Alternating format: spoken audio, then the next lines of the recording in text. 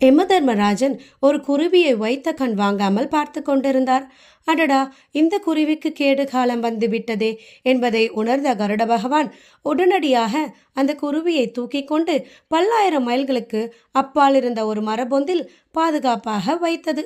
அந்த பொந்தில் வசித்து வந்த ஒரு பாம்பு கண்ணிமைக்கும் நேரத்தில் அந்த குருவியை விழுங்கிவிட்டது. குருவியை காப்பாற்ற நினைத்து அந்த குருவிக்கே யமனாகி விட்டோமே என்று கருட பகவான் மிகவும் வருந்தியது. கருட பகவான் குருவி இறந்த துக்கத்தில் மீண்டும் யமதர்மராஜன் இருந்த இடத்திற்கே திரும்பி வந்தது. நீங்கள் என்னை தவறாக புரிந்து கொண்டீர்கள் என்றார் யமதர்மராஜன்.